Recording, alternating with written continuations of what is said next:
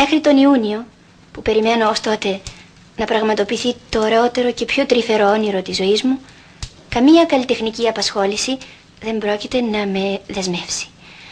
Από εκεί και ύστερα όμως με περιμένει πολλή δουλειά και στον κινηματογράφο και στο θέατρο.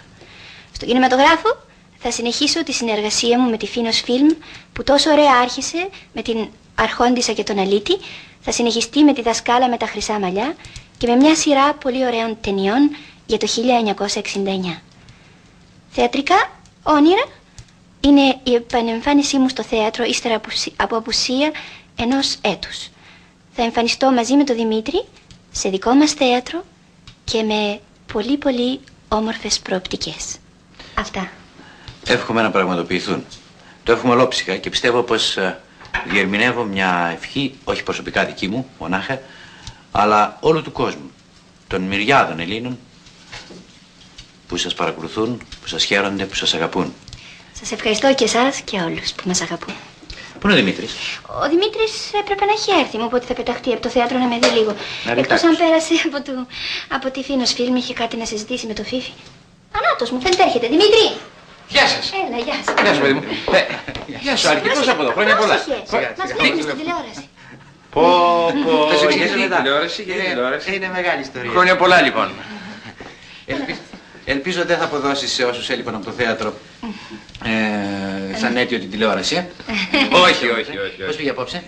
Καλούτσικα. Μα μην ξεχνάς, παίζουν χαρτιά. Τώρα παίζουν χαρτιά, ο κόσμος παίζει. Έτσι λίγο υπομονή. Πες μάλλον στους τηλεθεατάς, όπως προλίγου έκανε και αλήγη, τις ευχές σου για το 1969. Εύχομαι σε όλο τον κόσμο υγεία και ειρήνη. Θα μου πείτε μόνο? Μόνο. Βγάλτε ένα από τα δύο και ύστερα τα λέμε. Υγεία και ειρήνη, λοιπόν. Τίποτα άλλο. Και εσύ, Αλίκη? Για το 1969 εύχομαι να πραγματοποιηθούν όλα μας τα όνειρα. Αν και προσωπικά πιστεύω πως καμιά φορά η εκπλήρωση των μικρών και απλών μας πόθων είναι εκείνη που κάνει τη ζωή μας όνειρο.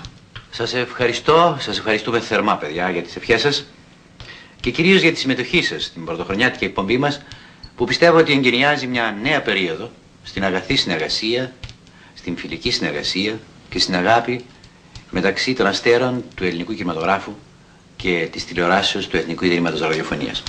Και εμείς, Άλκη, σε ευχαριστούμε πάρα πολύ που μας έδωσες την ευκαιρία να επικοινωνήσουμε με τους τηλεθεατάς και να τους ευχηθούμε μέσα από την καρδιά μας.